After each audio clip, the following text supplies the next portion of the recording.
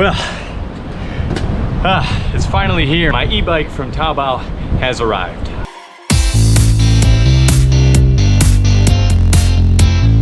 So behind me is my $700 e-bike that I bought off of TaoBao. It has a name brand, but I'm not even sure if that's real. The name brand of this one is either Rurui or GS or G5, I can't even tell. The website's entirely in Chinese. I had one of my local friends here in Hong Kong order it for me, but the specs look really good. It's got a 17 amp battery that is supposed to get you, it says, 300 kilometers, which I think is probably a little bit dubious to be sure. But we're gonna put it together, we're gonna unbox it tomorrow. If the weather's okay, we're gonna see how it works on Hong Kong's hilly roads. So let's take a look at it.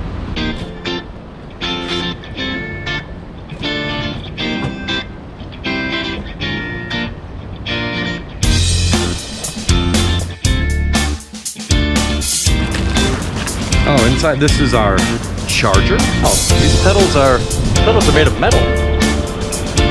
Pretty impressive.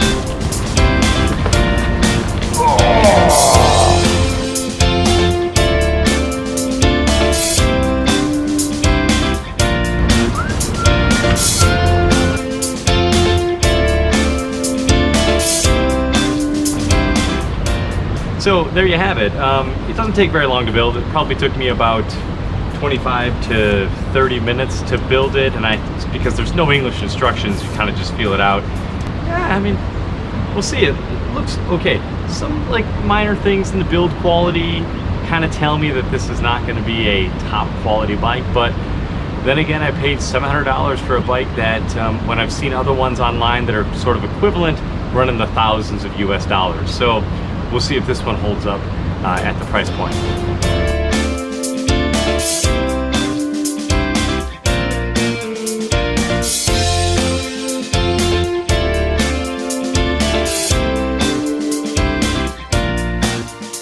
Okay, so I brought the bike inside to do the final setup, charging the battery, working with the computer, and I ran into a pretty major problem.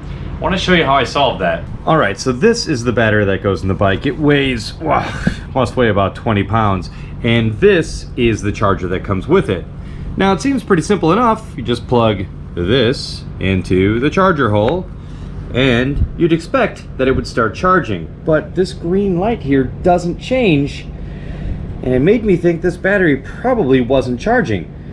So I thought, well, it must be the fuse is blown. Well, if you open this up, you'll find out that inside there's no fuse.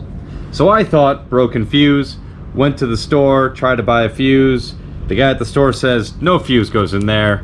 Finally I had to contact the manufacturer. He said it doesn't actually take a fuse. This happens with a lot of Chinese batteries. They've got safety things on them that don't work. Anyway, long story short, the manufacturer told me you have to push the green button.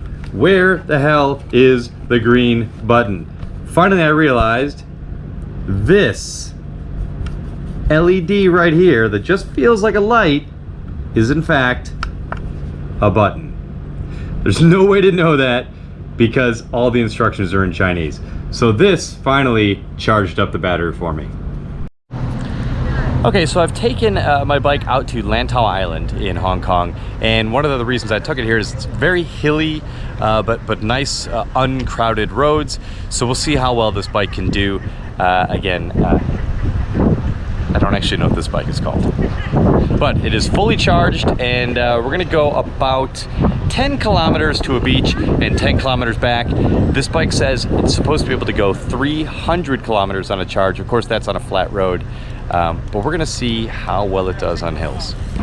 Okay, so our first test of this bike is gonna be this hill on Lantau Island. It is Lantau Road.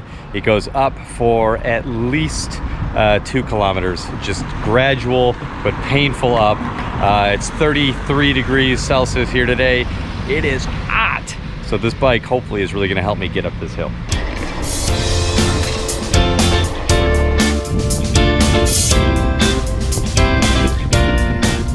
Honestly, this is great.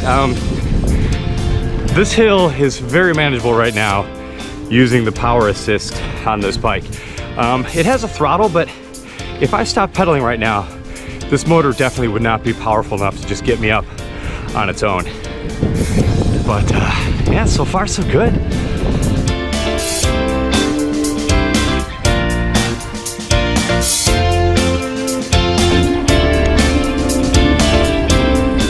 Okay, so I'm about 3 kilometers into the ride now, and this is the top of the hill.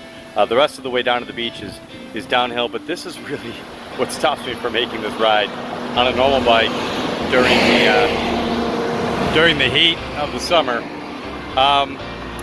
And I gotta tell you, yeah, I'm sweating because it's hot, but the bike really helped me get up here to the top.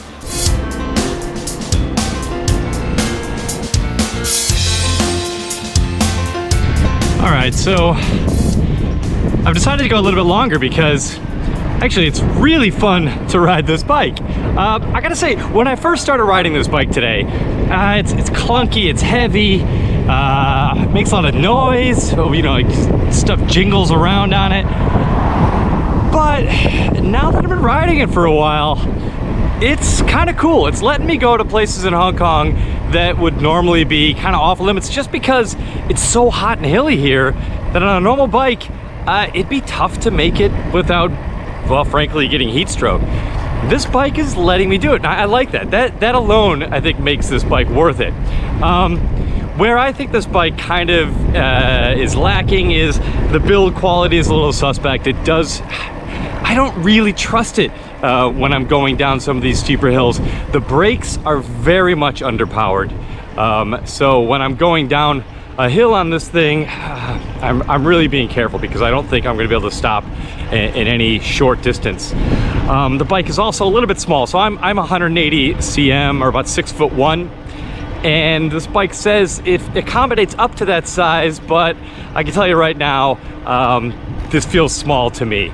The seat height's enough, but the bike length is a bit short for somebody of my height.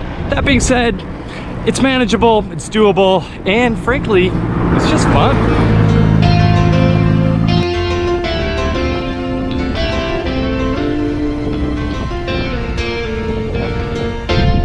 Well, I am back in Mui Wo. I ended up going a lot further than I thought. I ended up going 36 kilometers today, and it still shows half charge. Now, I'm not sure I trust that because while I was coming back, it was fluctuating between like 1/4 and 1/2. And I only went 36. It claims 300, so there's obviously no way that 300 is real. Overall, though, just a lot of fun to ride.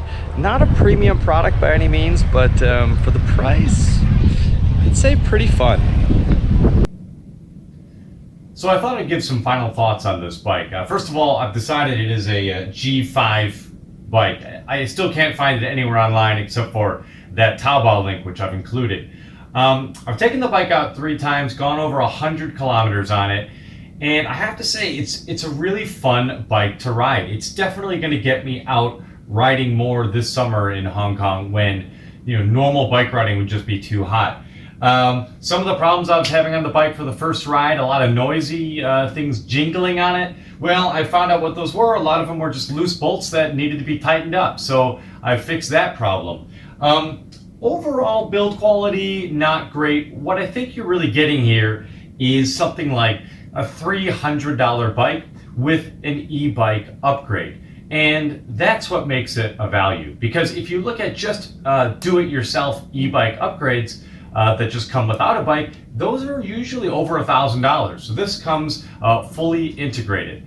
Overall, I'd say probably worth the $700 and maybe even worth the trouble of trying to order it off of TaoBao.